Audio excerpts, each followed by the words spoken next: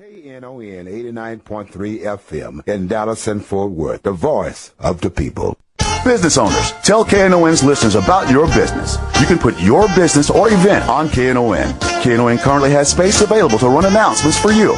Tell KNON's listeners about your goods, services, nightclub, concert, or event. Help keep the voice of the people on the air while putting your information on the air. KNON's been named the #1 radio station in Dallas by both the Dallas Observer and D Magazine. Put your business with Dallas's #1 station.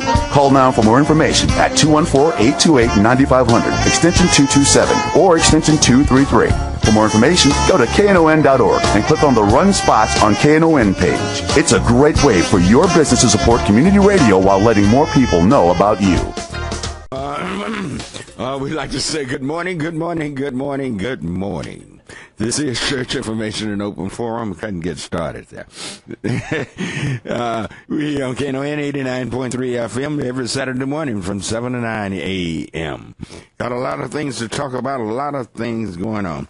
We're still in the midst of our fall pledge drive. We're still here in the midst, and I don't know, everything. I'm getting forgetful young lady there at Runyon School. I told you I'd give you a shout out. And, Lord have mercy, I've lost your name. I wrote it down. Give me a call. I really want to give you a shout out. Call and just give your name. And, to my producer, and, we'll get you on there. So happy that you are listening to the program. But we got so much going on, this pledge drive. They tell me we're getting close. We're just about there. And I need you to call me at 972-647-1893, 972-647-1893 with your tax-deductible pledge. I need it. We got so many perks to give you. It's just unspeakable how much stuff is on this paper, how many.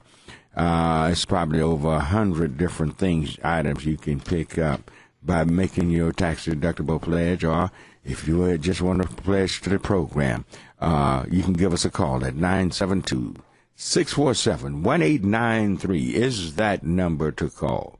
Also, we can remind you, no pledge is too small, no pledge is too great. Whatever you can afford.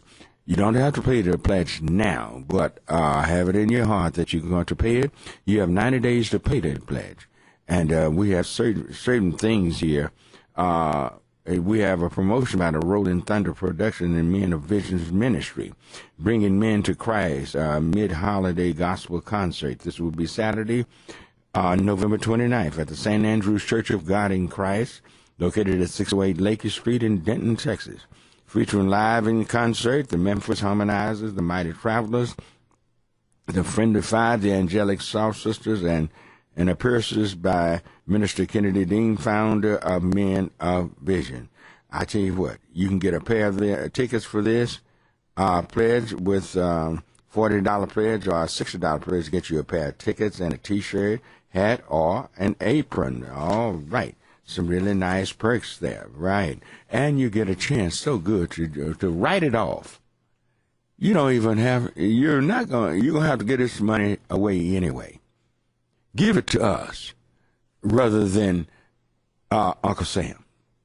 Give it to us. Give it to my program rather than Uncle Sam. Give it to us. And we're going to serve you. We're going to bring out issues. We're going to bring you information. We allow you to discuss whatever you might want to discuss on the air. We allow you. We don't block you. We don't say we're not interested in anything, because we're interested in every person that listens and every person that calls.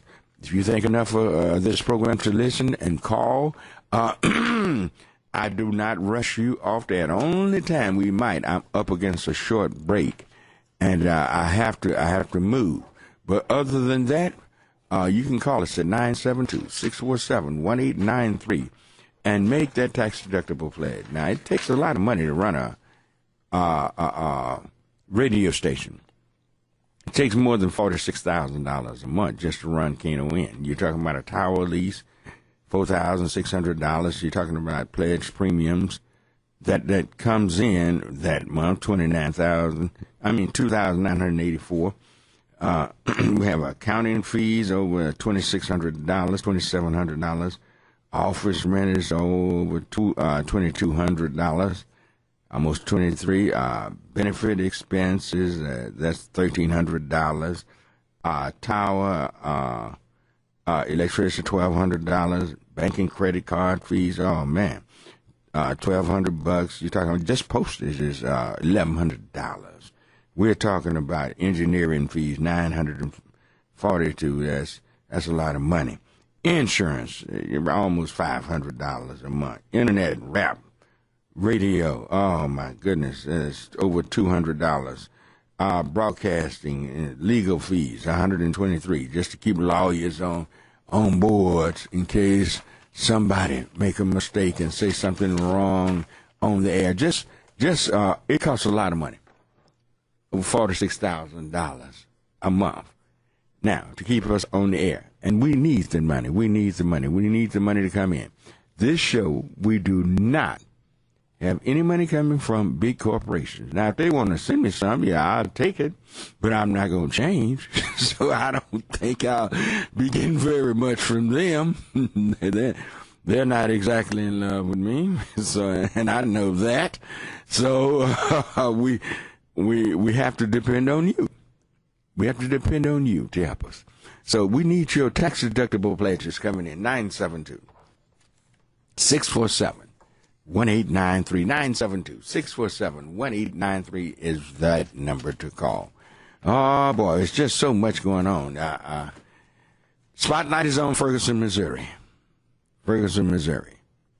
The governor seems to be ready. He's letting those peaceful protesters know that he's not going to have any stuff. He's not going to. I really believe they're going to shoot to kill. Now, there was just a handful, only a few people that got out there and did anything, looting or whatever it was, just a few. The masses of people walked peacefully. Peaceful protest. That's our rights as American citizens. That's our right. But all of a sudden, it seemed like the governor is trying to inflame something. They're trying to let us know in no uncertain terms that this man will not be no-billed, that he will be no-billed. And it seems like they've leaked information and leaked things to try to put a damper on the energy and the power of the crowd and the thinking of the masses of people, dampen that spirit. But if they no bill, and people are going to protest, they know this. They know this. So I guess they're going to bring out their armored vehicles and their tear gas and weapons and bullets and everything else. Why do we go to Iraq, Iran? Why are we bombing in Syria? What are we doing this for? When we have groups of people here in America that want to stifle democracy, want to stifle your vote, want to steal your vote right here in America. But we go abroad propagandizing and hypocriting like we are the home of the free, the land of the free and home of the brave. But they try to stifle those who don't vote the way they feel like they should vote or want you to vote. And they'll try to steal that in America. What's going on? When are we going to wake up, people? Wake up to going, just on every hand, you're being bombarded. But let me ask you all a question. President Obama, I guess he's finally read the handwriting on the wall. He has no moderate Democrats to protect. He has no person running. He's not going to run anymore. He's the president.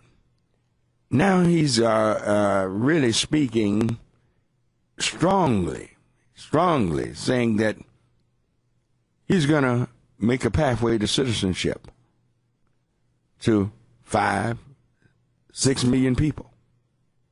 He's going to get on out there. He's going to do it. The Republicans are even talking about, some are talking about impeachment.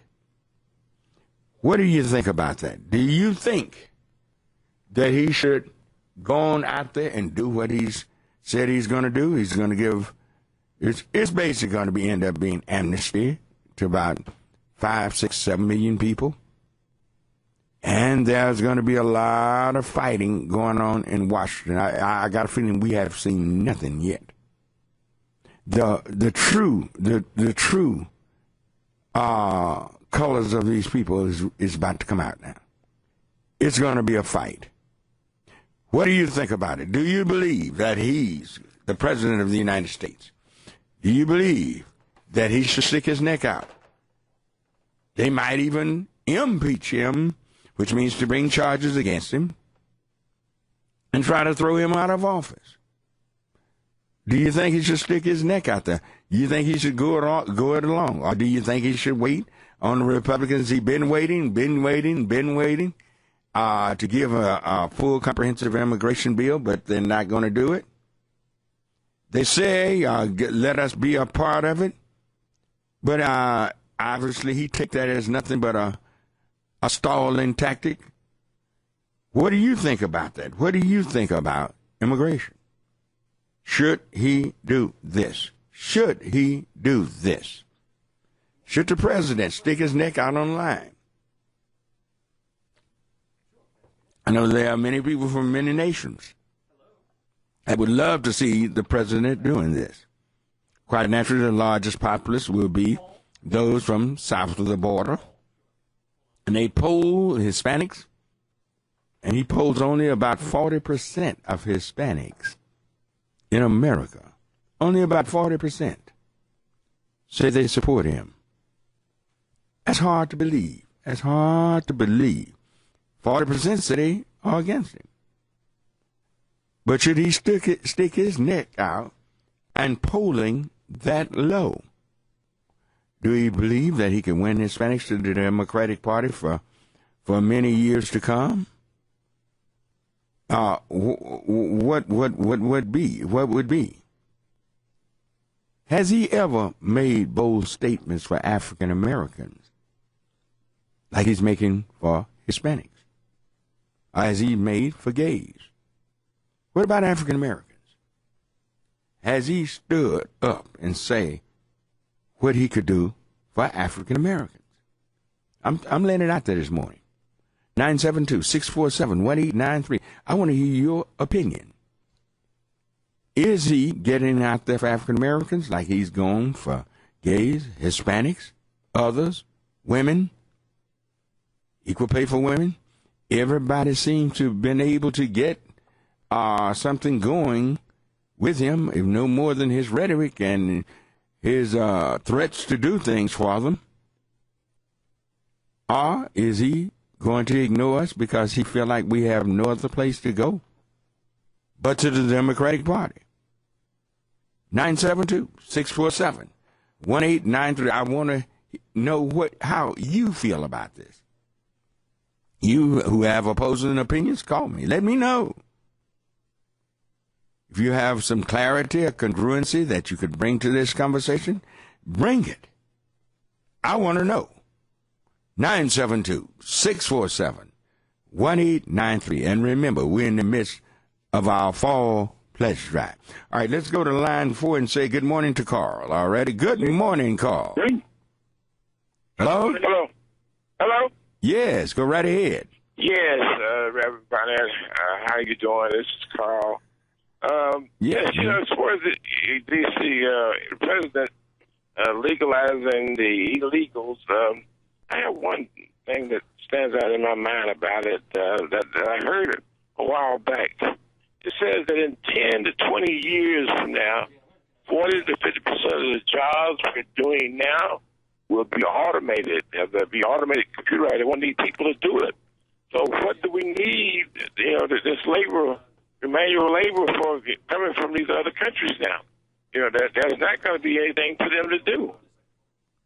Well, people can sharpen their skills, and they learn. People can retrain themselves to do other jobs other than what they're doing now. And when you're talking about, you say this is 10 years or 20 years. How long you say that? Yeah, it's 10 to 20 year time frame. Well, a lot of the people happen slowly now. A lot of the people that's working now will be retired by then. A lot of them, not all, but a lot of them will be retired, and they'll be be able to retrain themselves to do this. This is not the first time this has happened. What we were doing basically back in the 50s, a lot of those jobs are gone. I remember when they came up with robotics there in Detroit, and people fought like I don't know what. They were going to have robots building cars, and they were going to put people out of work. So people can retrain themselves and do that. So that's one of the things I unless people don't want to retrain themselves, I wouldn't worry about it. Right. Well, as far as these feeling that there's only Democrat and Republican choices we have, there is parties out there, and this was the first time in this midterm election that I voted for so many third-party candidates, because I don't see too much changing with either one of these major parties. You're just so you're disenchanted with both of them. It's really no real difference. The bad cop or the good cop every election. So it's like having two lovers being involved in a triangle, and then all of a sudden you don't have no choices. But then again, I'm just getting to the point where I say, hey, I'm down with both of you. I want something new and different. Yeah. So that's what I did this election. I did vote a few Democrats, one or two, but most of it was third party this time, and I'm going to stay that way. Okay. I thank you for your call. All righty, 972-647-1893. 972-647-1893. Bear in mind, we're in the midst of our fall pledge drive, and you can call us and make your tax-deductible pledge at 972-647-1893. We up against a short break, and you can call us at 972-647-1893. We'll be right back. We're back on Church Information and Open Forum. I'm Marion, Barnett, your host. You can reach me. You can reach me to talk to me at 972-647-1893, and you can reach me to talk to me and pay your pledge, both or one or whatever you want to do. 972-647-1893. Let's go to line one and say good morning to James. All righty? Good morning, James. Well, good morning. Fine. How are you this morning? I'm doing just fine, trying to do a little work and living at the same time, and listening to your show. Mm-hmm. Thank you. And you brought up a question about President Obama and the black community. Why it seems that we can't get anything going. And I have to answer that with a question. Why should President Obama stick his neck out for a community that does not back him? I mean, only 36% of all registered voters voted this last midterm. Now, which community you're talking about don't back him? Sir? Which community are you speaking of that don't back President Obama? The black community. A black community voted 96% for him in the last election, 2012. 96%. Huh? I'm talking about the midterm election. The black community in most, now there were some places that it was weak, but mostly across America, blacks turned out. What happened was whites went back to the Republican Party. You normally would get 40% of the white vote will go to the Democrats. This time, less than 30% went for the Democrats. And you had over 50% of all whites voted Republican. And you had a light turnout among Hispanics. Okay. But my main question is, to me, in our own community, the black community, I don't really see a lot of unity. I don't see a lot of us working together for a common cause. And you're right, James. But let me I was watching a commercial the other day, and it just suddenly, I looked at that and just shook my head. it talks about the foundation of America.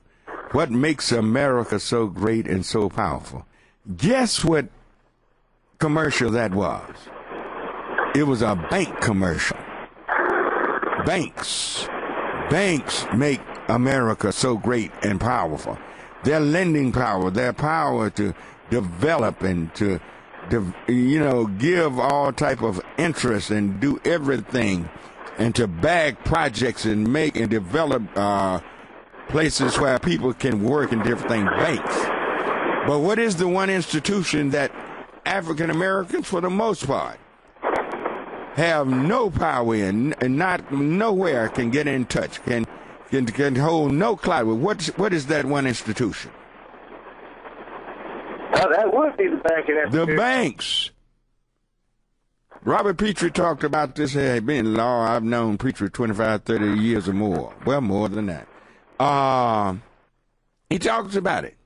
The lending power, they don't loan in our community. We are redlined. We are blocked out. We can't get those loans that other people can get, other ethnic groups can get. They do not let us have money to develop our community. That's one of the main things. And you say we're divided. I agree with you on that. There's not enough unity. But I tell you what, once people begin to see people who look like them being super successful in developing something, they'll join. They'll join. But these lending institutions, you don't have hardly anybody, no politician, nobody, ever mention banking becoming a real part of our community, which they are not. All righty. Thank you for your call and comment. 972-647-1893. 972-647-1893. Let's go to Tony on line 2. Bring Tony up. Good morning, Tony. Good morning, Reverend. Fine. How are you this morning? All right. What I want to talk about when it comes to President Obama is this. I think sometimes we don't understand that even though we vote for a person, we're not going to agree with all their policies. Let me go with immigration first. The immigration issue with Mexican America, Mexican nationalists coming over here, whatever, is a red herring, because what they really want is that H-1B1s, those people from India and China, they come in and get engineering jobs. Rather than producing those same people here, we'd rather them come here. And we as blacks don't understand policies in the sense that if we're talking about immigration, let's talk about immigration. Let's talk about African immigration to America. We never have added that to the conversation. We have not pressed the president on that. We haven't pressed our Congress on that. So for us, we need to become an informed citizenry.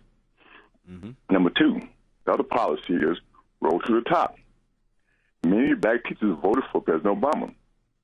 Roll to the top is putting them out of work because it's making them accountable for kids learning.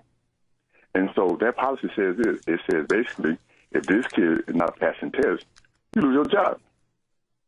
That's part of the black community voting for him, but their policy itself is hurting people who are in the teaching profession. So, we need to become more informed. Hello? Well, I'm listening to what you're saying, because when you're talking about hiding things and keeping things from us, probably the greatest institution out there right now that's doing us in, again, I go back to banks. Look at Wachovia, Wells Fargo. They are known to be some of the biggest launderiers of money for drug cartels. That's making billions and billions of dollars, not trillions now, off drugs that have been deemed unlawful. And we don't get our hands on any money that to amount to anything, to develop anything. Have you ever heard any politician ever speak out against banks? Because you cannot win in America a big office without the support of the banking system.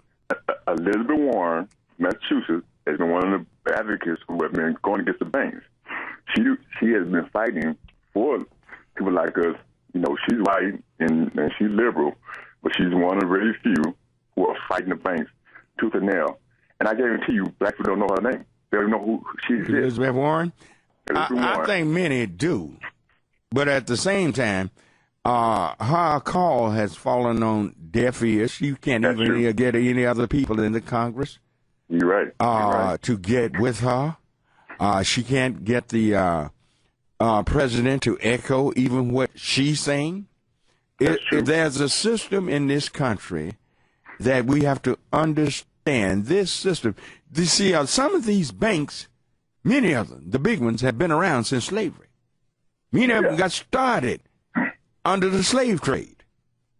And much of the thinking of banksters haven't changed. It passes from one generation to the next. Those slave ships, they had to be financed. Reverend Barnett, you're so right, because Lehman Brothers didn't start in New York. It started in Mississippi. Lehman Brothers financial whatever it was, actually insured the slaves and the ships. Right. It started in Mississippi, but people have this perception that it started in New York. New York exists right now because of slave trade. Many New Yorkers don't want to tell you that, but it exists off the back of slaves. Well, and Lehman Brothers is one of the main corporates of that, insuring the boats and the people. You're right. And see, the thing about it, without those slaves being transported by Lehman Brothers, financing those, you would not. That's how Wall Street got started. Exactly. Trading the sorghum, trading the tobacco, the cotton. That's how Wall Street got started, and that's how it still operates until this day. This is why the European countries fought on the side of the North, because the South was getting all of this free labor, and they had to pay for their labor. This is what made America so rich. And we haven't gotten our reciprocity back on things that we should, because our ancestors made this number one nation on this planet. It's our ancestors. It's that hard labor, that vicious labor that they did and made us great. So somewhere down the line, those same institutions that put us in slavery and put us and shackled us need to come back and right some of the wrongs that they've done. Yes, I'll leave you with that. Thank you. All right, thank you. 972-647-1893, 972-647-1893. I need some money to come in. I need some money right now. I need some money to come in. 972-647-1893. That tax-deductible pledge. Come on. All right, here's one. Knon Elite News sponsors that get a pair of tickets for a Knon benefit for an entire year. Knon has 40 to 50 shows every year. We are now live music radio station, and we play great music on the radio and bring great music to the local stations. Don't miss any of our shows with the Elite Music sponsor package. All right. Knon and Elite Music. All right. They have every kind of music you can think of right here on this station. And I tell you what, a good way to put some money and make it real easy. You can pledge $120 by asking to give them, they'll get the bank draft. $10 a month. Just $10 a month. That's a $120 pledge to this show. They'll draw it off of your account. Those of you who are calling, please be patient. Please be patient. And he'll get to your calls. He's taking something down now. So please be patient. If the line go off, it rings only so many times. Please call right back. Just call us right back. But $10 a month drawn off your bank account. That's a $120 pledge. We need those kind of pledges coming in. You can select. It doesn't have to be 10. It can be 50. It can be 100. Whatever the amount is. They'll just subtract that from your account each month, once a month.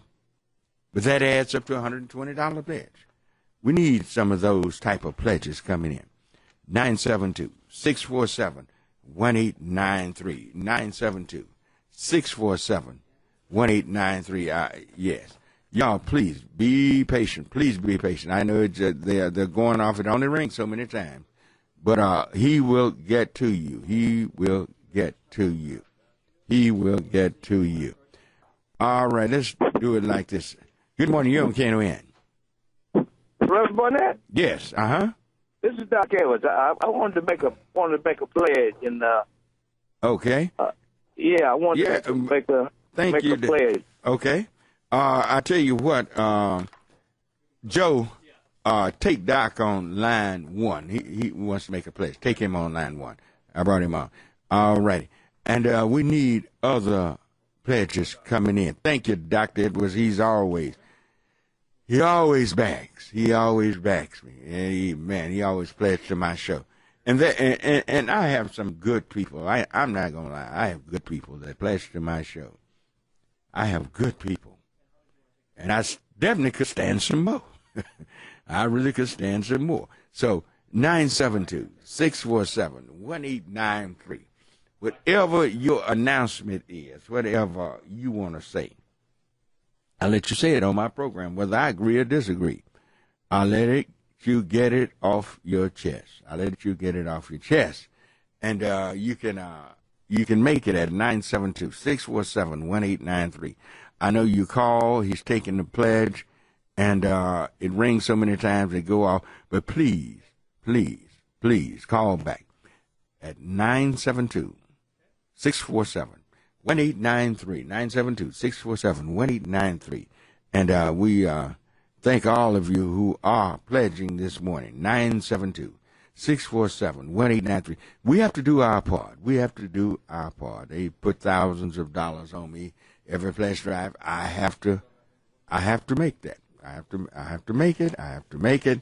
And we thank God that you back me, back the program, back yourself, because I'm on here for you to air out whatever you want, to address whatever you want, to make known, make public whatever you want.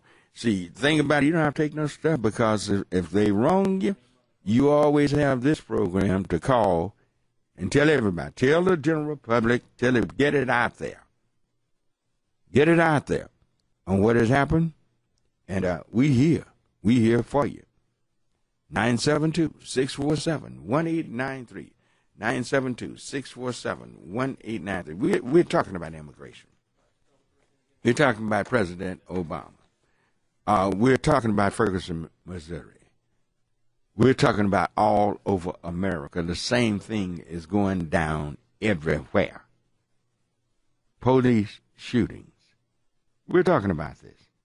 The hostility the police have against the African American community. There's a hostility, and no needing people burying their heads in the sand and pretend it don't exist. The least little thing, and sometimes you don't have to do anything, they will shoot you. They will shoot you down. We should never, ever give them any opportunity to do it. But sometimes we have, let's be honest, a lot of these shootings sometimes it seems like that officer has his mind made up what he's going to do before he even stops you. We are at risk, and we need to do something about it. One caller just called and said we are not together, and that's one thing we need to be. Because now you're talking about, well, they acting bad, they doing this and that. Well, let them shoot one of your loved ones. Let them shoot one of your loved ones. Then you're going to want for those people to come and help you and want to be on your side. So let's get our thoughts together, people. I don't care how you live or where you live, how much money you have, how big a shot you think you are, you still wear the skin color. And you are still not liked by many in this country. There are many people, there are many white folks that put out racism behind them. Move on. Those of you who've done that, I challenge you Hey, challenge your white counterparts. Challenge them who can't just seem to do it. Ask them why. Have African Americans ever done anything to you? No. Is it a feeling of guilt? Yes. Yes, it's a feeling of guilt. So let us work to put things like this behind us, put things like this that's before us right now. Everybody need to do this, because it doesn't seem to hurt some people until it hit them personally. And that's bad, because it can and it will eventually come to your door. Some way, somehow, it's coming to your door. That wolf is going to be out there. Some way, somehow. He's going to show. 972-647-1893. I'd like to thank Tyrone Sims. Thank you. Thank you for your tax-deductible pledge. Thank you, Dr. Trevor Edwards. Thank you, sir. Thank you. You always make a big, wonderful pledge. Thank you, sir. Thank you for your tax-deductible pledge. A man fighting to help you. And we all ought to be on his side, fighting to help you. 972-647-1893. 972-647-1893 is the number to call. 972-647-1893. I tell you what, we'll take your calls when we're going up against a short break now, and we'll take your calls when we come back. All right, we're back on Church Information and Open Forum. I'm Marion Barnett, your host. And again, we are calling. We're calling. Hopefully, it may not happen, but I believe it will. Looking at how things are going, we could end a part of the pledge drive today. And looking at the amount of money being raised, we could end ours today. I'm not promising. We started on 3 weeks ago today. So I was about the second or third show to come on with a pledge drive 3 weeks ago today. So we need to go and get this over with so I can go back to my regular programming, my regular talk. I want you to call. I want you to get in. But sometimes once we get really stirring and spirited, see, all our lines are jammed. On certain days like this, things like that, we could use 15 lines to get our calls in and get your pledges in. So just bear with us, please, bear with us. But you can call me. I always want you to call. This is what it is. It is what it is. It's a talk show. It is what it is. And we want your call. We want your participation.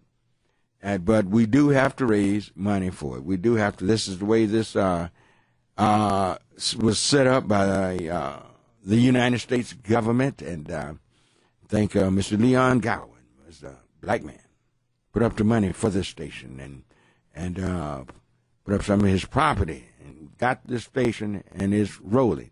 And we don't want to let his legacy down. Leon Gowan did this, the late Leon Gowan. So you call us at 972-647-1893.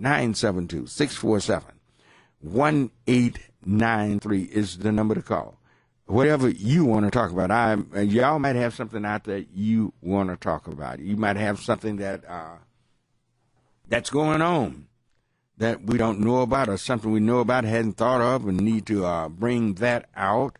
And we have all kind of situations. We still having the problem with the Dallas Independent School District. This general superintendent we have, what do you think of him? Do you think he's doing a good job? They're saying, well, test scores are going up. Test scores has been going up in DISD for all children, especially blacks, since 2007, before he got here. Test scores was headed straight up. And we thank God that DISD is going very well with black kids. The scores are going up there. The media don't tell you about that. There are certain things we have to understand. Our media here in Dallas is very, very conservative. It's very, very limited. And in fact, it's downright racist.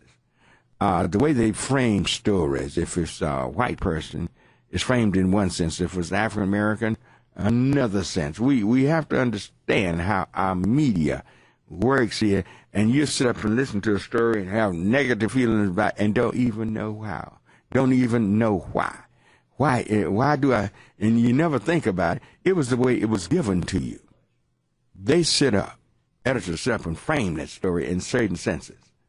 I look at it, and I watch them, and I just have to laugh about it. I said, boy, they know how to turn people against themselves by the way they frame a story. It could be the worst story about other people, and they'll frame it in a totally different light.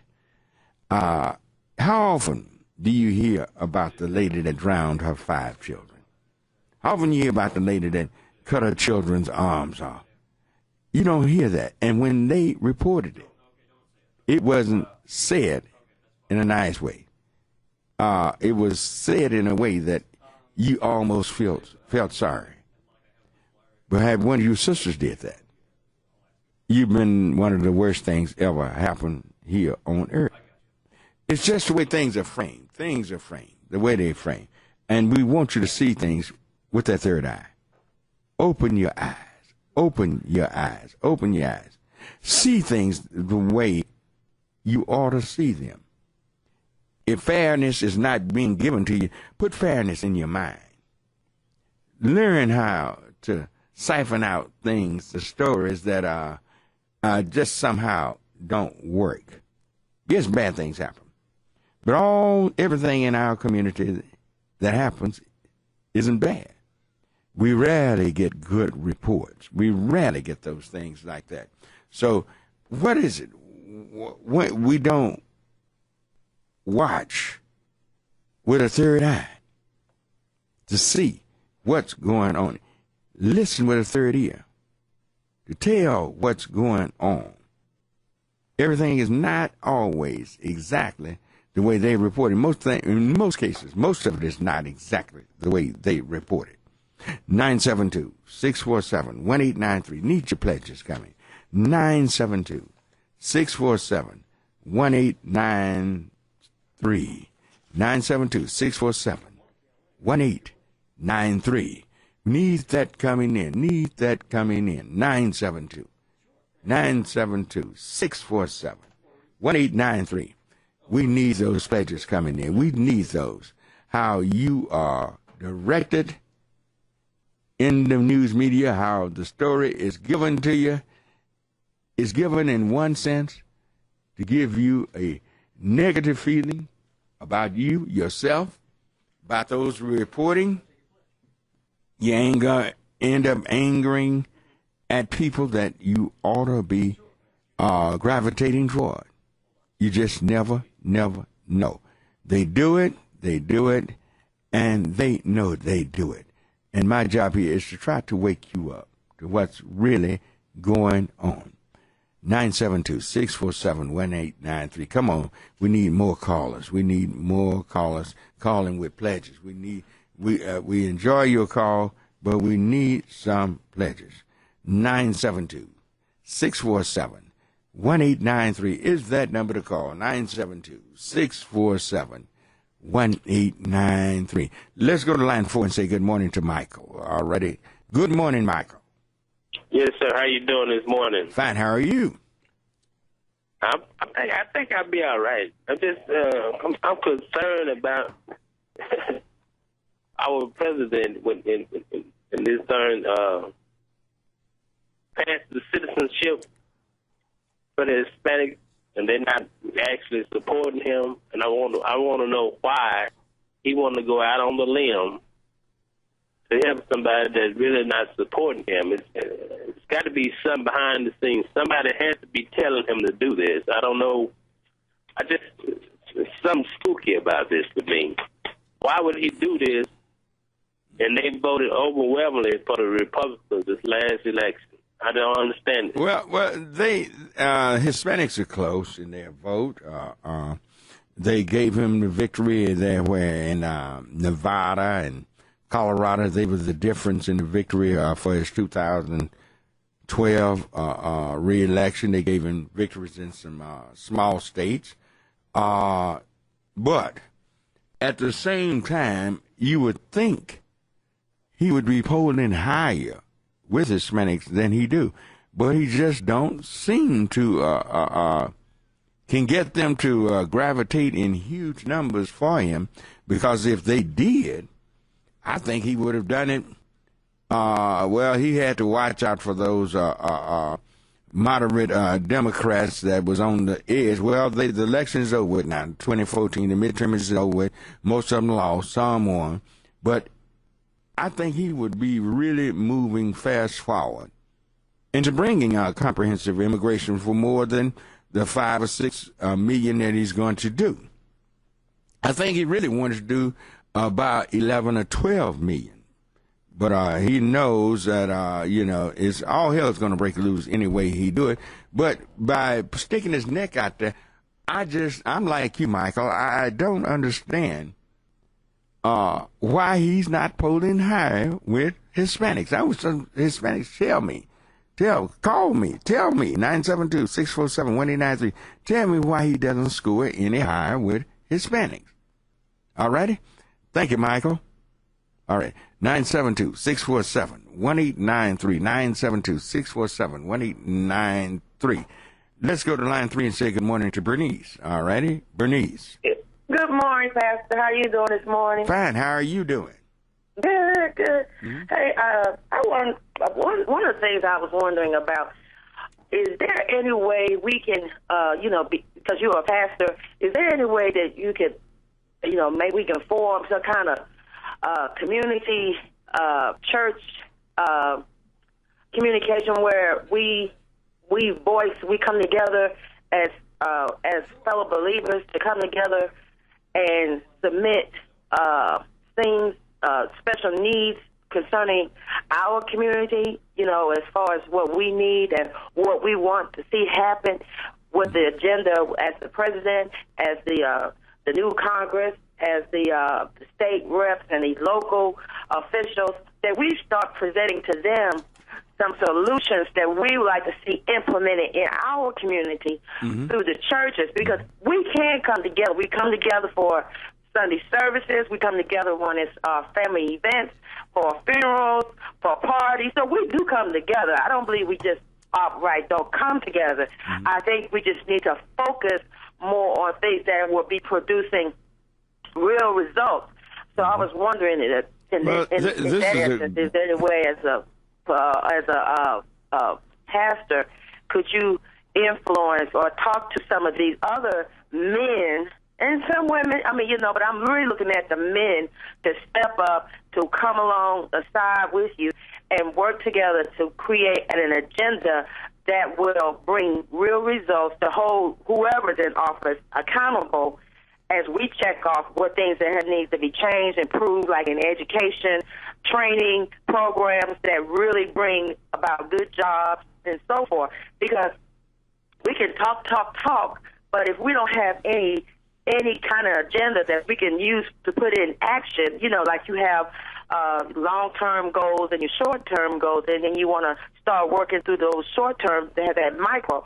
So I'm just trying to come up with, maybe we could do something like that as opposed to just inform people, but we don't have any leadership to push us to say, okay, here's what we're going to do. We're going to meet up at so-and-so's church on Bethany, so-and-so. I'm just throwing it out there.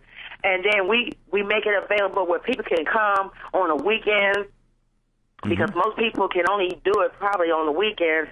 Now, I know we ain't going to be able to reach everybody because people work round the clock. So we got different rotating shifts, not whatnot. But we can still keep them engaged and informed. So that's what I'm saying. I said we have to stop looking for everybody else to do it for us. And when we, as a church community, from the community aspect, I believe, will get a lot more accomplished. And it's not to be, we're not trying to air everything, but we really need to have a serious behind-the-scenes agenda so we can start putting things together and implementing to see the progress, how we as the church, because we do have significant voice in the community. And I'm not talking about just the big church. I'm talking about every corner church throughout the DFW Metroplex. Well, so here's what the other thing is, yeah.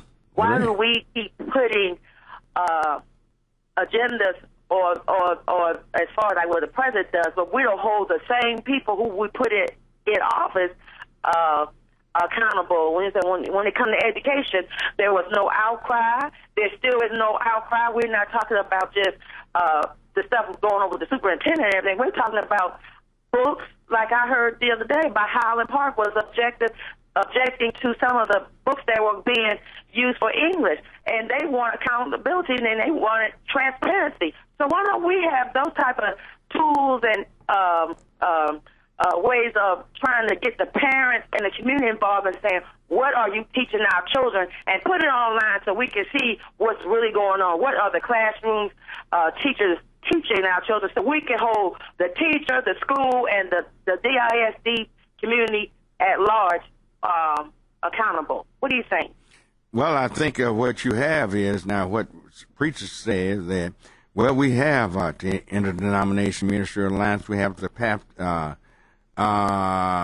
Pastors Union, and we have those organizations in place that get information out to people, although I'll be honest, I don't think they're very effective at all. I agree with you 100% on that. There are a lot of things that we as ministers can do, but you have to understand, just like politicians aren't held accountable, the people that belong to that church usually don't hold the pastor accountable to nothing. All they want him to get up and do is entertain on Sunday morning, sing, have good music.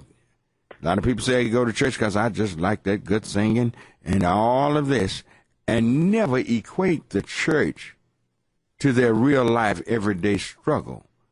They never equate that experience, that power that they have coming together, as you say, and that's true. They never, ever realize the organization they have right there in their congregation is something that could be used to move us forward. So we have people that have been lethargically taught to be apathetic because they have been preached what is known as a Eurocentric gospel. Our children, our people don't even know who they are. They don't realize where we were sent and placed when Tatian, the Roman emperor, invaded Israel and sent us to the west coast of Africa and into Ethiopia and to Egypt. And the people that they brought here to the Western world and made slaves were descendants of the children of the real descendants of the children of Israel. We don't know that, and the average pastor have never taught his people that. Maybe he don't know it. Maybe he's never studied it and saw who we really are. And by not having the information, he's not really pushed forward, don't have the energy and the power in his sermon to really push people forward to do a lot better, because not knowing that we are God's chosen people, we act as if we are slaves. We carry out a slave mode of thinking. The average African American in a church thinks like a slave. Now, he'll say, swear up and down he don't. But I can point out to every one of them some of the things they do that may give them a slave mentality, and that's reinforced many times in the sermon that he hears every Sunday. All right, thank you for your call. 972-647-1893, 972-647-1893. Let's go to line one and say good morning to, is that Owen? All righty, good morning, Owen. How are you, Pastor? Fine, how are you this morning? Doing well. I was going to respond on why the immigration advocates and Hispanics have stopped supporting the president. Mm-hmm. And the reason is that this president has supported more persons, separated more families, taken more parents from children, children from parents, than any other president in the history of the United States. All the while, we have 6 years of he's going to do something, he's going to do something. He said he was going to do something this summer. He didn't do something this summer. And there's a lot of feelings of deception among immigration reform advocates to just cause us to lose the enthusiasm that we had from the original campaign. While we're grateful for what he did for our young people, when he had control of the House and the Senate, did not move on immigration, and we're just kind of feel, okay, when is he going to do something? Did he ever really, truly, I'm talking about ideology now, I'm not talking about party, have the House and the Senate? Did he ever really? Well, not many of those, the guys had ran under the Democratic ticket and won, jumped over there, were ex-Republicans that jumped over there because they knew they couldn't win under the Republican banner. Ideology. Did he ever really have the House and Senate? Now, that can be debated. And well, you sound like a learned man, and I think you know the answer to that. You know, the first 2 years, he could have gotten an immigration reform passed. Had he put in political capital behind it and would have pushed the program, pushed it, but he did not give it the energy, and such as the Affordable Care Act, gave that so much energy, got that through, but did not do that for immigration. But now, the Affordable Care Act was something that was very much needed for all Americans. Oh, I agree. I think you agree. We need immigration. But now, let's look at this whole thing. The night of the inauguration, you're familiar with it, I can tell. When the Republicans came together and walked and said they were going to walk in lockstep against everything. I mean everything, not one thing. They're going to support that he's going to do. Everything he's going to do, they're going to be against it. And immigration was one of the main things that they were against. It turned up to bite them in 2012, but at the same time, has he ever had the right ideology around him? Has it been an uphill fight for him to try to do anything positive in America, although he's gotten many things done? But has he ever had a Congress that would work with him? Well, he is kind of, he says he's not going to be able to work with Congress. I tell you what, put him on hold because we're running over. Okay. We're going to put you on hold and let us take a short break, and we'll be right back. All right, we're back for hour number 2 of Church Information and Open Forum. I'm Marion Barnett, your host. Joe is producing, and we need your tax deductible pledges coming in at 972-647-1893, 972-647-1893, 972-647-1893. And you can reach us and talk to us at that same number, 972-647-1893. Let's go back to that's Owen we had on line 1. Yeah, let's go back to Owen. Owen, are you still there? Hello? Obviously we lost Owen. Oh boy. I wanted to continue that conversation. All right, give us a call, 972-647-1893. Let's go to line 2 and say good morning to Reverend Wright. All righty? Good morning, preacher. Good morning, Pastor. How you doing this morning? Fine. Great show, great topic. As you're referring to the president, as he gets into this last part of his election, Pastor, and you were mentioning, you were asking some great questions. But this Obamacare Act is going to be, well, if they say Obamacare Act, but that's going to be really the next thing that they're going to attack because it's not in as solid as it should have been in. And because the citizens in here, they're going to try to destroy that as well. You know what? I got a sneaking suspicion, as they call it, Obamacare is here for good, because they know.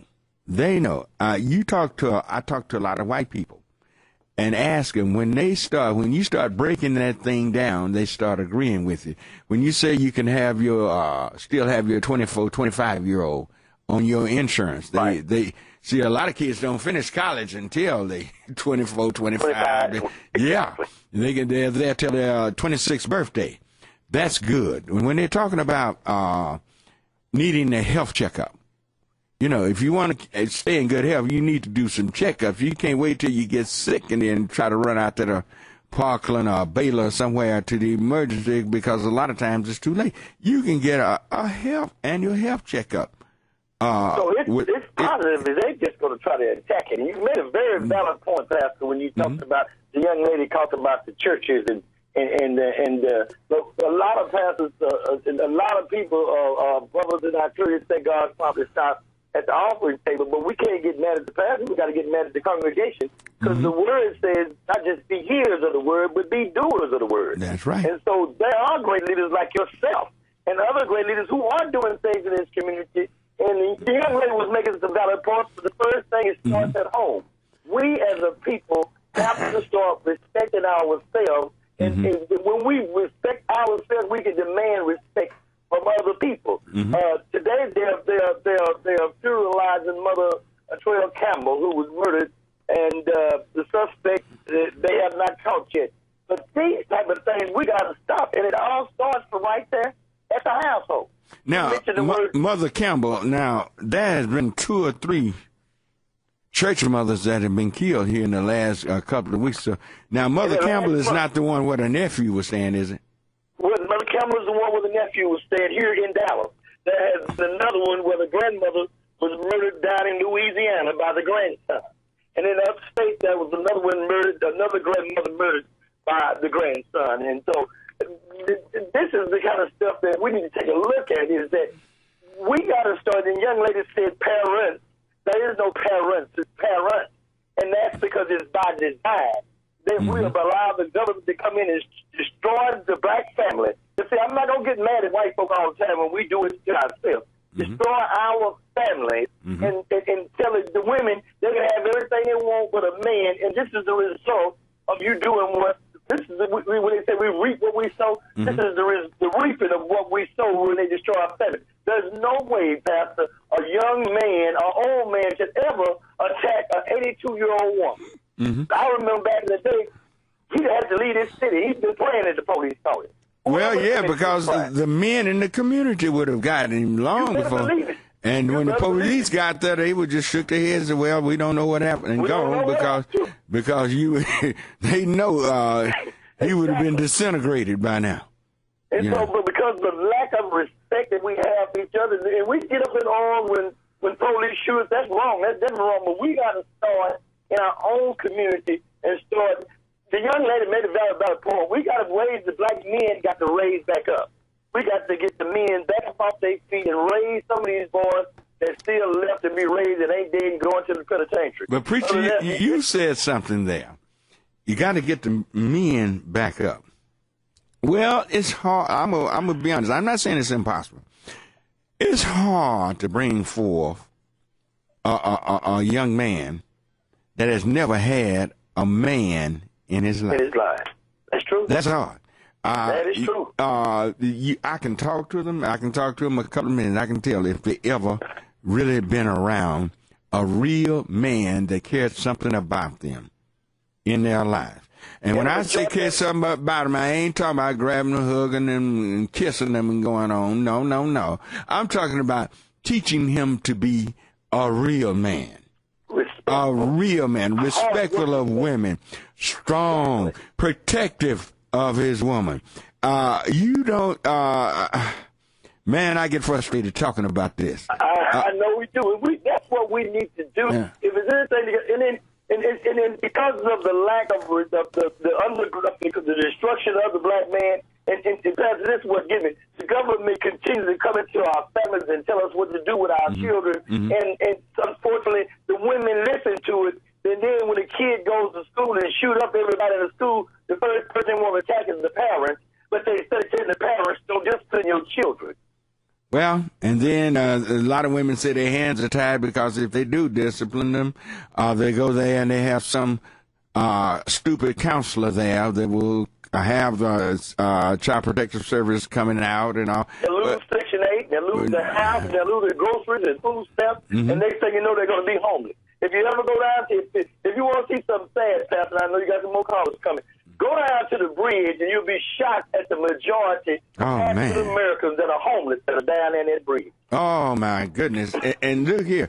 What's the name of the place right up the streets there? Well, the family state. All those women with children. Oh, my God. They're there in mass numbers.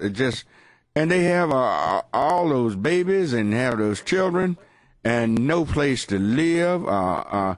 Man, Reverend Wright, man, it's got to be something. When is your program coming? Because I need to keep this on the air. When is December the 20th is our 7th annual Brian Joseph Christmas in the Hood. And, of course, through KNON and Reverend Barnett Show, we'll accept 10 families. Y'all just need to get Reverend Barnett your phone number, and we'll give you the criteria. And that's one of the criteria is giving God back some time, because he's going to be the one that bless you during the Christmas holidays. And you can call KNON, and Reverend Barnett will get your number. I will get your number. I'll try to get on the show one day before all this wraps up. And I really appreciate you, man. Everything you do, I appreciate you. God bless you, and we got to continue to keep fighting. But, boy, I don't know a lot of people, but there might be some out there. I know me and you are constantly every day. Every day. And look at, man, not on we usually people say something every day. It's a whole bunch of different things every day that we have to face. Yeah. They don't make the news. Don't make the news. That we deal with. Yeah. That we dealing with. And I think all the people that are justice seekers that we deal with on a daily basis that might not make the news, but we still deal with them. That's right. Also, we will get those names. Joe, if any, they start calling, give me the names of those families. He has so much, Dallas County Sheriff Department, just a lot of sponsors, gives him things.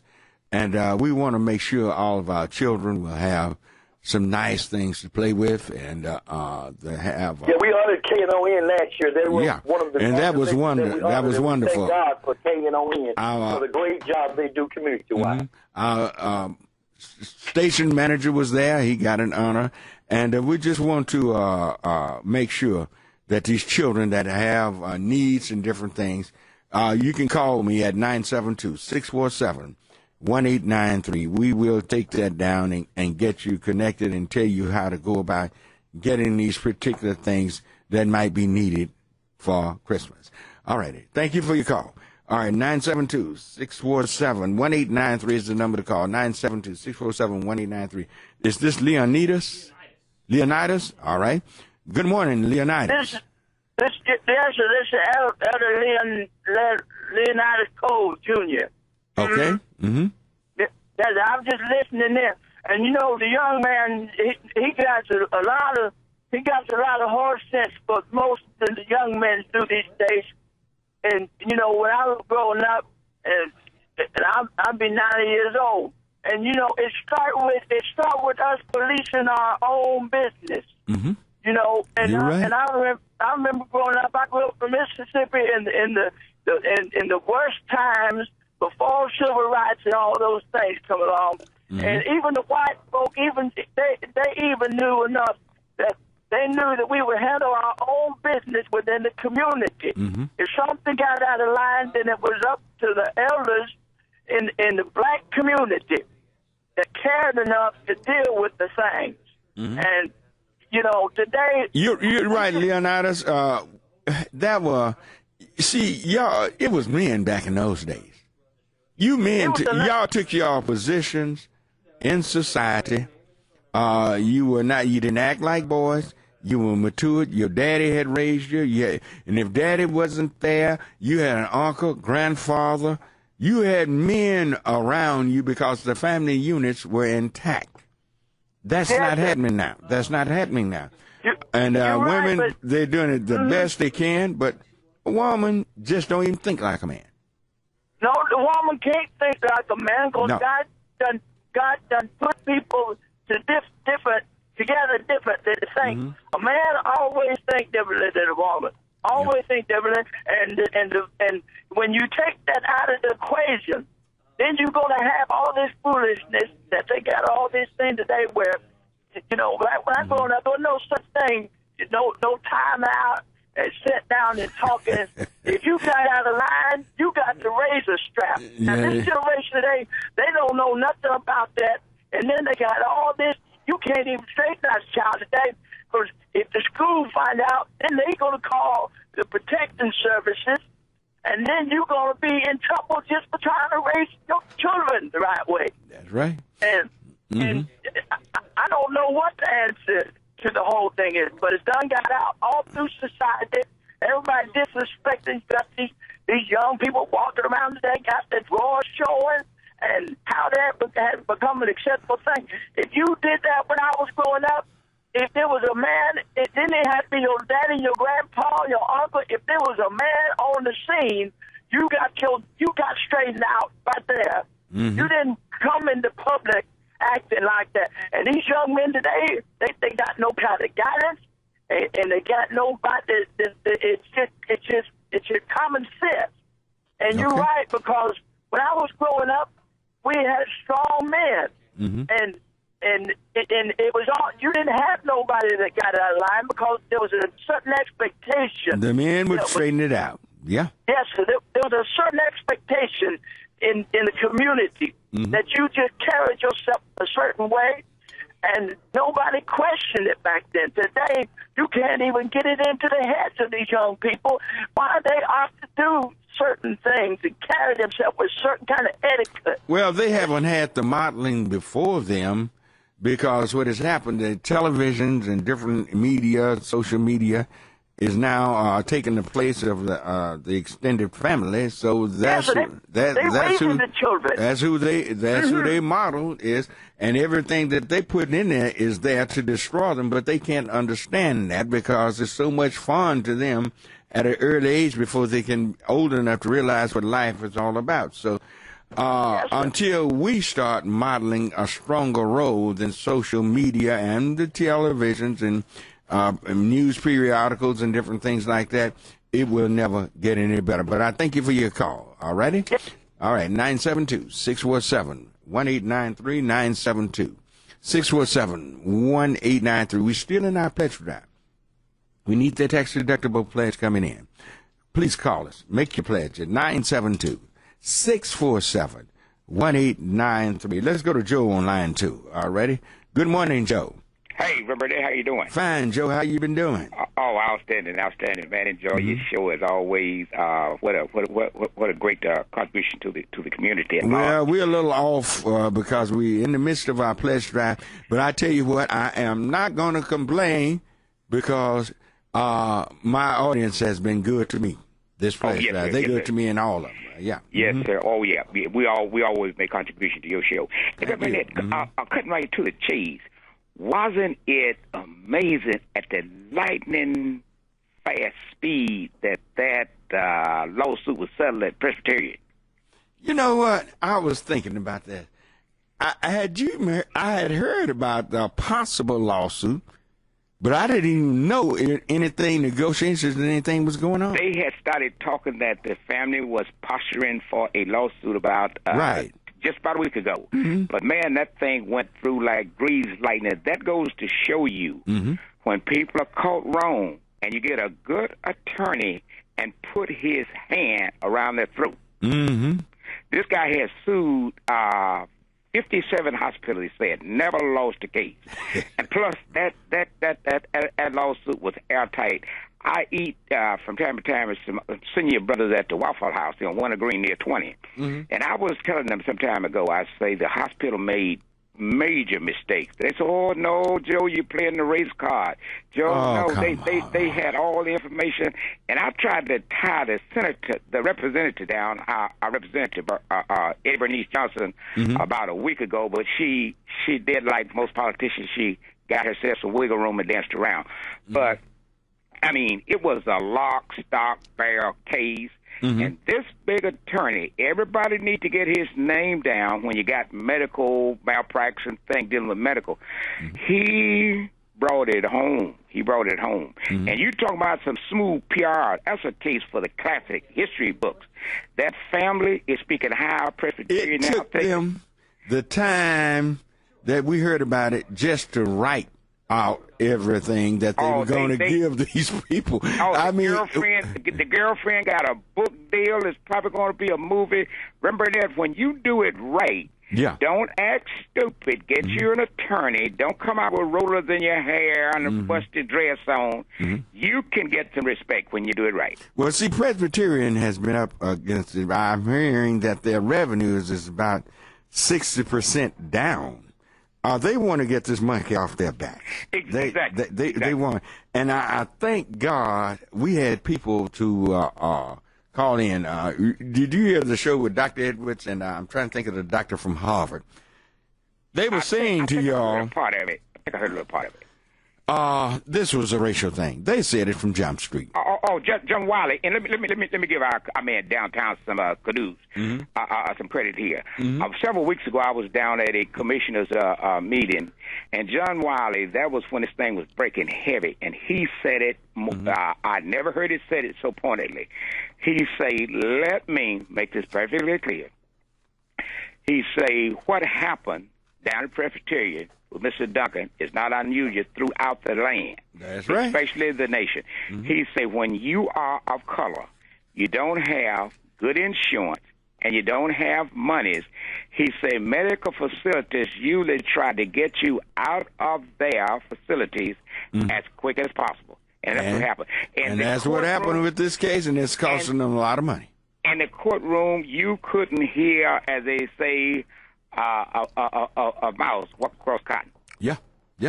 So and you couldn't say no better. That happens all. That's why when people go out to Parkland, like you were saying a while ago about this affordable care they call Obamacare, they didn't want to pass that, and they was talking about the cost.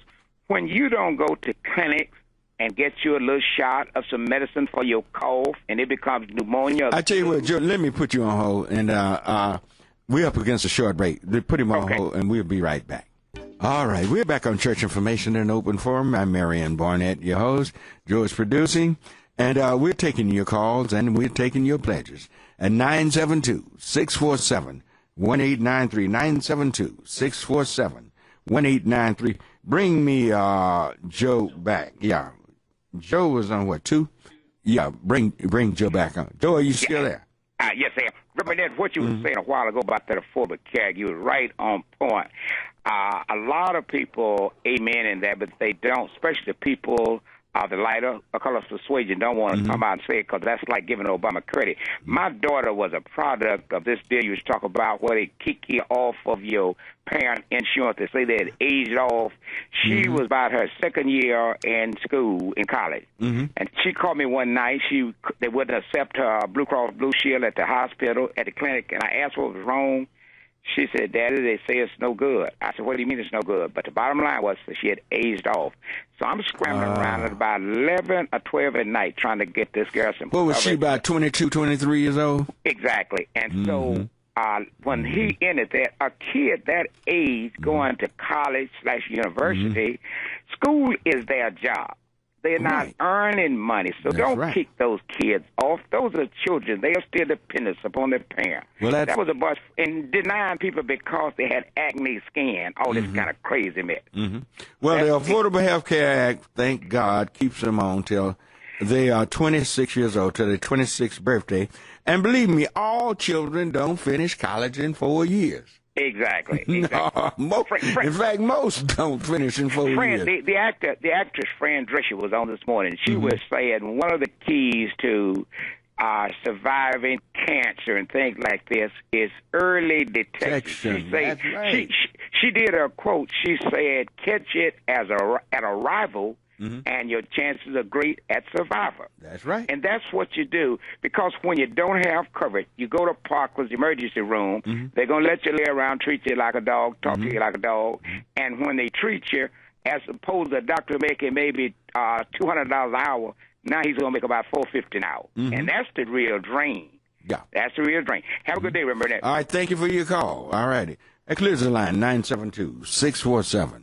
1893 972 647 1893. Let's go to line 3 and say good morning to Dr. Travis Edwards. Good morning, Dr. Edwards. Hey, Reverend Barnett, how you doing? Fine. I'm so glad y'all called it like it really is, or like it was. That was, about 3 weeks ago, a month ago or so? About a month ago, and of course, we've been, Dr. Bird out at Harvard, we've been talking about this for years. We've been on your show a number of times. That's right. And this was a classic case where an individual who was sick, which that's what he was supposed to do, is go to the doctor, go to the emergency room. He did everything right. He did what he was supposed to do. Presbyterian didn't do what they were supposed to do. So here's a classic case that came right into Dallas. Because I've been talking about it for years, and I guess years it's and kind years. been kind of just falling off of the shoulders of people.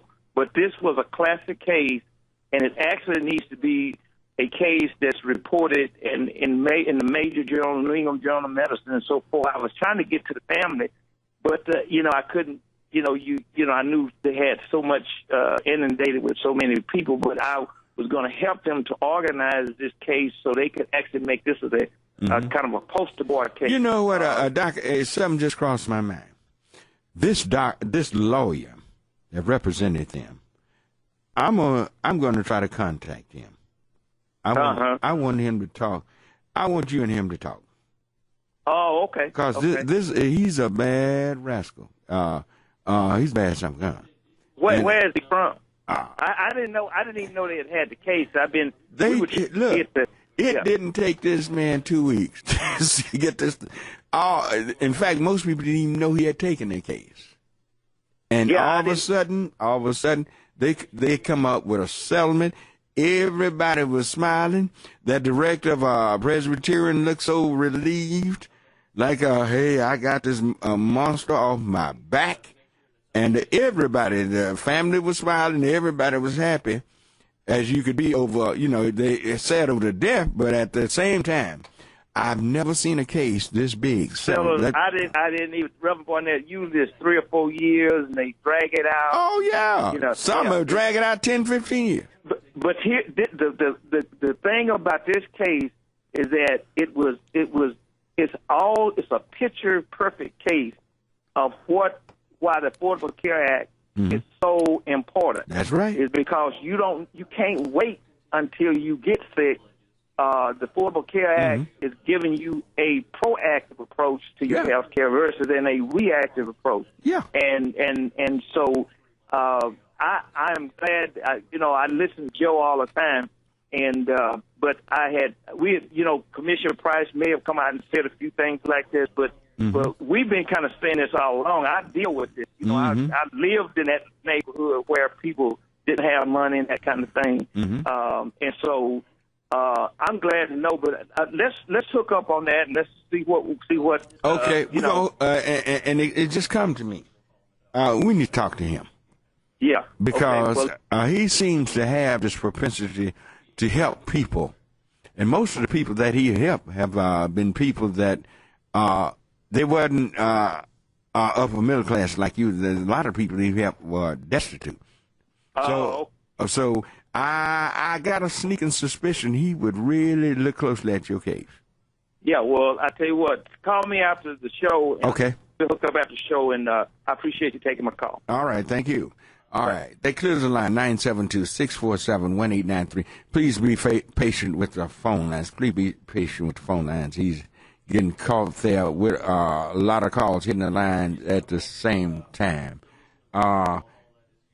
Joe, can you bring me a line 4? Bring me Reverend Moss up on line 4.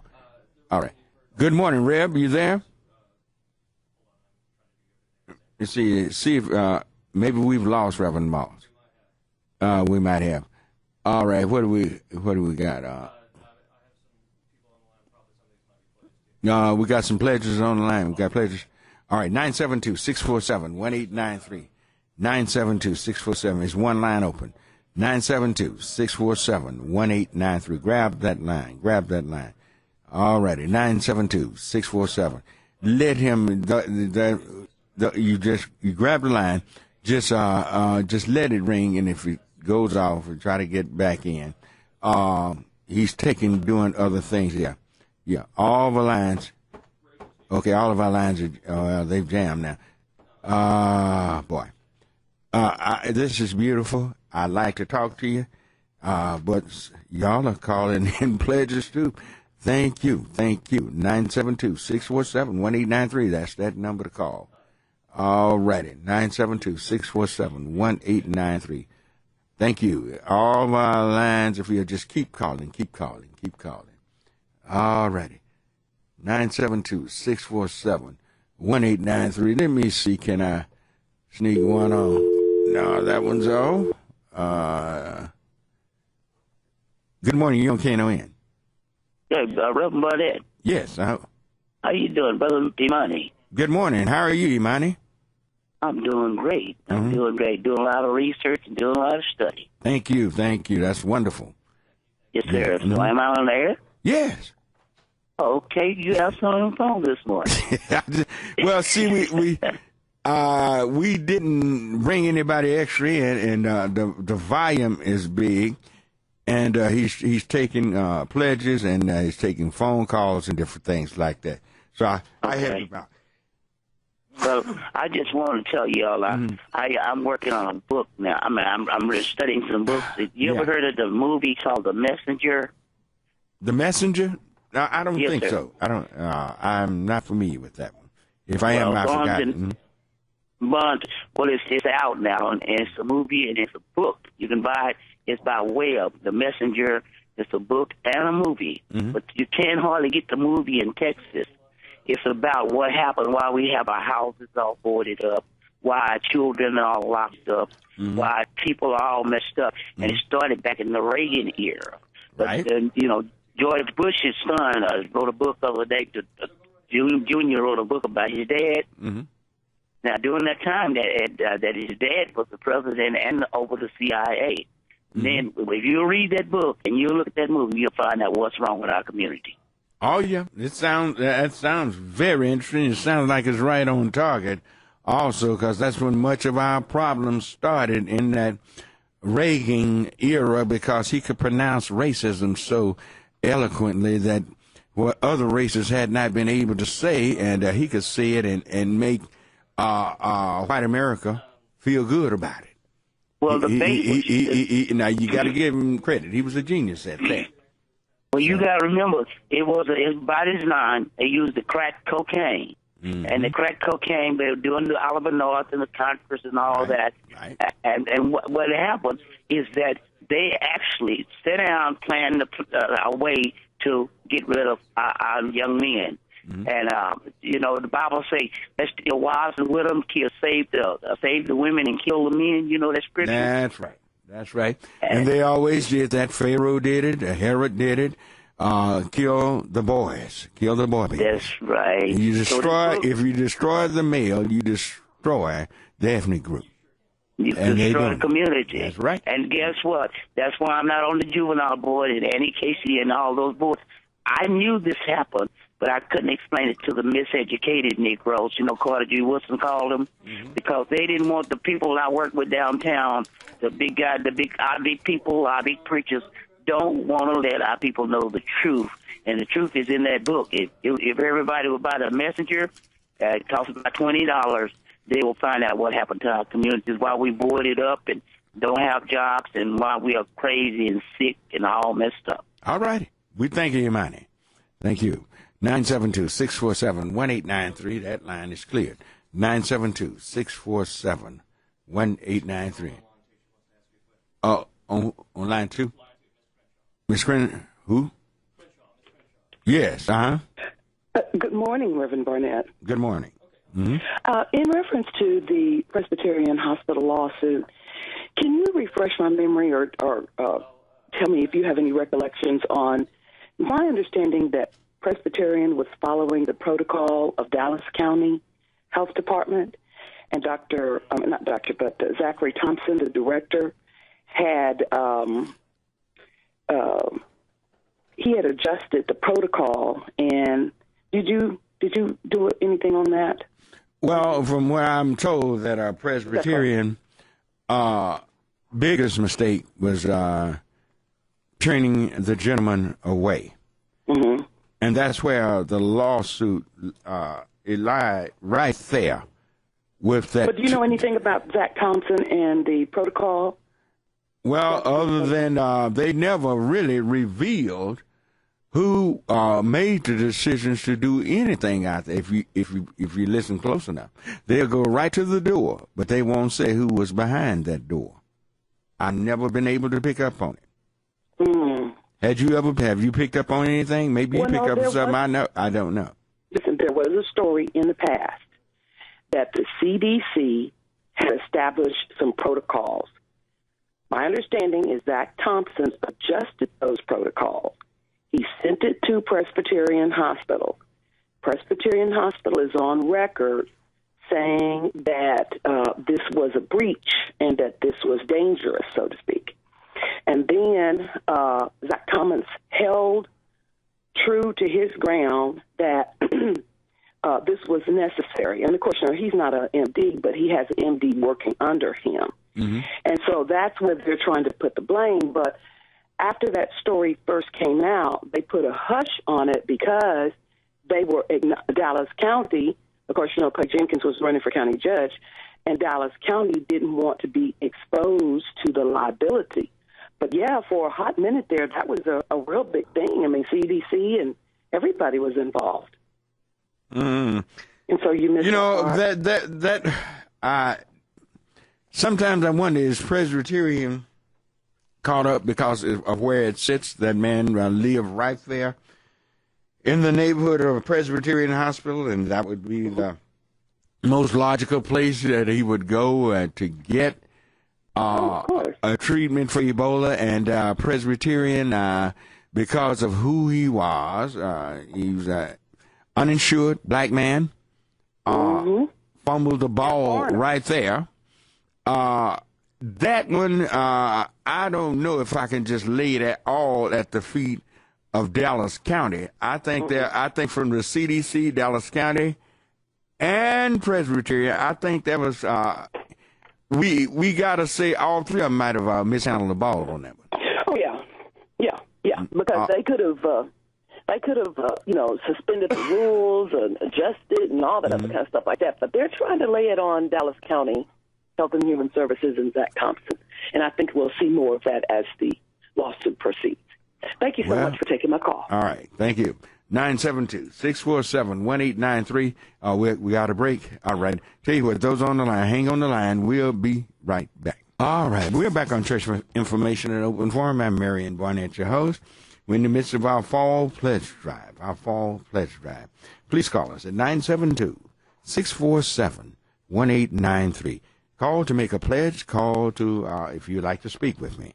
972-647-1893. Your pledge is very, very important, and your call is important. You're calling, and you're all making pledges, and we want you to continue. Continue in this vein. Continue. You're like I tell everybody, I have the smartest audience of any show I hear, locally or nationally. Very good audience that have some people. I have some people in my audience that can think. They just don't buy anything that the media try to sell them. We got some people that can think, some sharp people. That these are the people that get us on down the road. Those who would tell you, just hold up, don't take that and run with it and do it. I have some of those kind of people in my audience. All right, let's go to line one and say good morning to Elaine. Good morning. Elaine? Is she gone? 972-647-1893. Let's go to line two and say good morning to Billy Ray. Hello, Billy Ray? Oh, okay, I'm here. I'm surprised I got in so quick. Yeah, well, we had some to hang up. All right. Oh, okay. What I need to know, I just seen a little clipping of the Michael Brown thing on TV on the news a few seconds ago. Uh-huh. And what I need to know, do they have any black jurors in that grand jury? I don't know. I hadn't seen. The grand jury is really supposed to be anonymous there, and so I don't know. It wouldn't surprise me if they didn't. Oh, okay. Well, did you see the doctor that came forth, and he was supposed to be testifying? I think it was yesterday. He supposed to went in there, and he was telling them that Michael Brown was shot from a distance. I mean, they doing everything they possibly can to get this man off. Why would they send out the troops and all this other kind of stuff if they wasn't planning on giving him a no bill? Well, what you have happening there is a situation where I heard one doctor, forensic doctor, was saying that if he was on the jury, he would vote to send him to trial. But he said he believed he won't go to trial because he know the historicity of America. When a policeman kills a black person, they just shouldn't be taken to trial. He said he just know the history of America because the death of an African American to a lot of white people means nothing. Literally nothing. So we just going to have to wait and see. I have my own thoughts. I think they're going to no-bill him. If they do send him to trial, it will delightfully surprise me, but I definitely will be surprised and delighted if they do. I'm nonviolent and whatever. You know, I'm not for violence, but this is the thing that the police have done down through the years. They don't care if a black man is guilty. I mean, they don't care whether a black man did something or not did something. If they shoot him or kill him, they know they're going to get off with it. They're sending us a clear message on that now. That's right. You know what I'm saying? But the thing about it is, I'm not for violence, but if they let that policeman go, I hope they tear Ferguson up and no comment. Goodbye. I hope Senator Royce West is successful, and we need to support Senator Royce West. They need those cameras on every lapel. And be for that. I hope they tear Ferguson up. They do like they did Rosewood. You remember when that white woman said that black man had raped her and they went down there and burned that town up down there? That's what them black folks down there need to do in Ferguson. Goodbye. All right. We thank you. All right, 972-647-1893. Line 3, let's go to line 3 and say good morning to Renee. All righty. Good morning. Good morning. I wanted to make a comment on the young man who made a statement earlier about the young people with their pants hanging down. If they knew where it originated from the prisons in California and it was an advertisement for homosexuality, I think they would stop a lot of it. Yeah, but the thing about it, young people don't usually listen to talk shows or listen to people or go to places where they're going to hear a lot of that. They usually won't. And those who know the truth. Actually, it started in slavery. Yes, it did. And then it extended to the prison system that to let those who were in that system with them, let them know that a particular homosexual was in estrus and was ready to mate, you know, like an animal. So this is what we got happening. And until we can reach people, Bernice called and made a profound thing when she said that we need to get to people and need people to get information. That's correct. We need to get information all the way down to ground zero, where it really is just exchanging it among people who are in those hallowed walls is not going to help us very much because most of them know better. But those who don't go to church, those who don't have a rich spiritual life, those who don't realize what they're doing to themselves and to their future, we got to figure out a way to get to them in mass numbers. And I would like to say something else about our black people's financial habits and point out that Mr. Warren Buffett, who's a multi-billionaire, still lives in the same house that he and his wife bought in the 50s. Right. He drives a basic Cadillac, and most people with money drive sensible cars. It's our people who go out in extravagant luxuries such as this, and it is to our detriment. The apartment owner where I stay, they drive a basic Toyota. They have 3 apartment buildings. This apartment has 250 units in it. And so, but they're driving a basic Toyota. But see, the thing about it, their values in life have been taught differently. Their values is they're lifted up by how much they can own and how much they can gather to qualify to be in a certain status. Ours is not. Ours is by what you drive and what you wear and where you live. We're taught to be consumers. They're taught to be producers. That's the difference in life, growing up in one community and growing up in another. Until we learn how to be producers rather than just all consumers, then we can do something with this thing called living. All right. But the Bible, go ahead. Go right ahead. Oh, the Bible tells us that my people perish for lack of knowledge. Well, and we are perishing. Proverbs, exactly. Knowledge is the information that you receive. Understanding is the information. Understanding the information that you have just been informed about, and when you apply it to each situation, then it equals wisdom. Thank you. Yeah, it also say make it your business to owe no man. All right, thank you. Thank you. Bye-bye. All right, let's go to line 4 and say good morning to Elaine again. Hello? Hello? Yes, please cut your radio down, please. All right, Reverend Barnett. Mm-hmm. All right, thank you. I was just calling about Craig Watson. They are bringing some charges against him. Did you know that, Reverend Barnett? Yes, I did. Yes, they got some things that they are questioning about how he spent some money. Company car, and he had his boy in there with him. So, well, we're gonna have to watch and see how this plays out. Hopefully, nothing come of it. But we'll pray with him that he can get out of this, and I hope he's not guilty of anything, found guilty. And they're not going to do nothing to that police in Ferguson. I'm going to let you know that right now. Yeah. They just had 3 black police, so you know. I think they have 3 blacks on that grand jury. But here's the one what hurts me so much about blacks in Ferguson. I admire them for marching, doing everything. But they just had an election. That district attorney was that run that whole thing, ran unopposed. No black person ran against him. And the city is predominantly black. So that's sad. That's what really will hurt. All right. Thank you for your call now. Thank you, Reverend Barnett. Keep up the good. All right. Thank you, ma'am. 972-647-1893. Let's go to James. Ready? Good morning, James. Line 2. Yeah. I'm doing just fine. I spoke with you a little bit earlier. And the last lady, she had a comment about the sagging pants. And I'm afraid that the kids, they do know where that originated from, and they do know what it means. Unfortunately, in the black community, they see going to prison as a rite of passage to manhood. That's right. I don't understand it.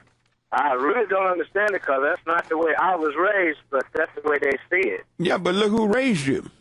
And look who's raising children now. This I'm very much aware of. That's a big, major hurdle. That's a big, major problem in our community. They think that when he's a child and doing things bad, they think it's cute. Or else I'm not gonna punish him. I'm not gonna just talk to him and everything. I'll be John Brown. It's just so ridiculous. What's going on? So when I was a kid, if I stepped out of line, I got it at school. I got it when I got home, and extra chores to do. So yeah, it's got to be brought back into the family. Yes, as well as God's got to truly be brought back into our families and into our community. That's right. I'm not advocating violence, but as far as Ferguson is concerned, if that police officer does get off, I agree with the caller before that. They should really act up. All righty. Anyway, thank you. Well, thank you, and thank you for your pledge. All right, thank you, sir. All right, thank you. 972-647-1893 is the number to call. Let's go to Willie on line 3. All righty. Good morning, Willie. Yes, good morning, Reverend Barnett. Thank you for taking my call. I'm going to ask you a question. This may sound stupid, but I'm going to ask it anyway. Which is more powerful, knowledge or money? It all depends on how you use either one. You can have money and be a fool, and you can have a knowledge, and if you don't disseminate it right and use it right, it's no good. So what are you saying? One can't go without the other? Well, I tell you what, if you got a lot of knowledge, it's nice to have some money to go with it, because if you get knowledge, one part of having knowledge is knowing how to make some money. Right, knowing how to manage your money. That's right. All right, thank you. All right, thank you. All right, 972-647-1893. Let's get our job line. in. He's on line 1. All righty. Good morning, Mr. Greg Barber. Good morning, Ben Barnett. Fine. How are you this morning? I'm doing fine. Are there any jobs out there? There are some jobs out here this morning on the SAT job line. That's Solutions and Actions Today job line, brought to you every Saturday morning during church information and open forum here on Knon 89.3, the voice of the people. This morning, On the job line, we have Rochester Industrial Gauges. We look for customer service representatives. They're asking you to apply online at www.rochestergauges. That's ROCHESTERGAUGES.com. Once again, that's Rochester Gauges is looking for customer service representatives. They're asking you to apply online at www.rochestergauges.com.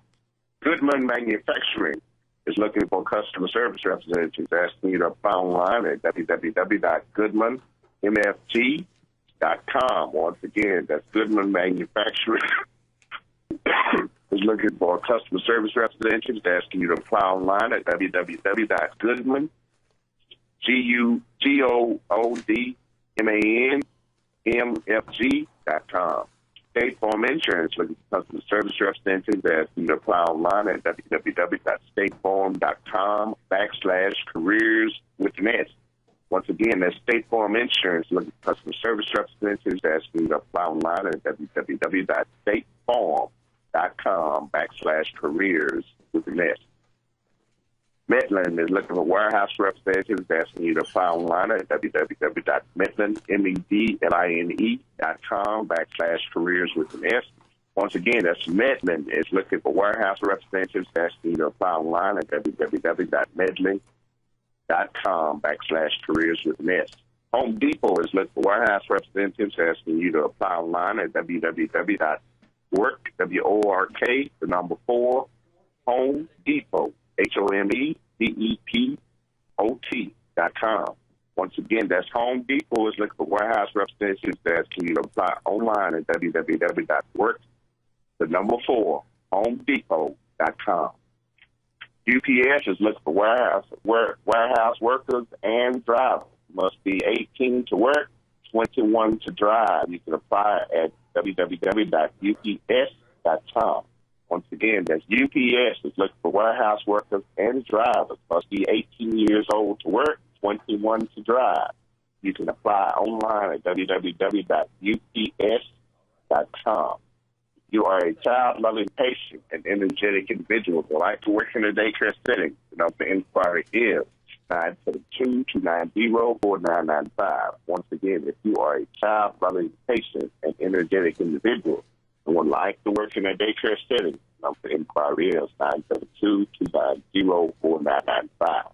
If you are a person affected by addiction and need assistance with your recovery efforts, or an ex-offender trying to make that transition back into mainstream society and need assistance with job search, the number to inquiry is 214-634-2722. Once again, if you are a person affected by addiction and need assistance with your recovery efforts, or an ex-offender trying to make the transition back to mainstream society and need assistance with job search, the number to inquiry is 214-634-2722. Today is a good day. If you're looking for a job, find one. Let me repeat that. Today is a good day. If you're looking for a job, find one. Today is also a great day to make a place, church information in open form, and follow through. Today is also a great day to make a place, church information in open form, and follow through. And with that, we bring our SAT job line to a close. Great job. Great job. Thank you, Greg. Mr. Greg Bob and Solution Action Job Line today, SAT Job Line. Thank you. Great job, as always. We still got callers on the line. We have any time for enough time? All right, let's go and take one. Take one of the callers. All right, sister. Good morning. You're on KNON. Hello? Hello. Yes, go right ahead. Can you hear me? Okay. Reverend Barnett, this is Lily Brown out of Mesquite. I own the ICANN Data Financial Services in Pleasantville. Been there for 20 years. And what I see with the young guys wearing their pants down, I see a lack of, what is the word I need to use for that? I feel like they're saying to us, F you. And the reason why I feel like they're saying it is because they cannot find their place in the economic system. And we have got to get to the point, I heard just a while ago, that we become consumers. We have to get to the point where we start building our own businesses. I turned 65 this year. I just talked to my grandson out of Lubbock. He wanted to open up a branch of my financial services in Lubbock. Now, he's gone to college, and he's got an accounting degree. I'm 65. I don't have no accounting degree. he's got knowledge that I don't have. Mm-hmm. But the reason why I started this business is because I wanted to have a legacy for my 22 grandchildren, and half of them are male. I wanted them to be able to have a place of employment and be able to employ others like themselves. Because the black man, for the most part, does not have the opportunities to be able to get into the economic system. Did you hear what I said at the beginning of the program? I talked about a particular institution that is the foundation of American success other than what we had as slavery. What was that institution? Institution of slavery. Yeah, but what's the foundation of America's economic success today? Ownership. Banks. Banks. They don't lend. They don't lend to us. They don't lend to us.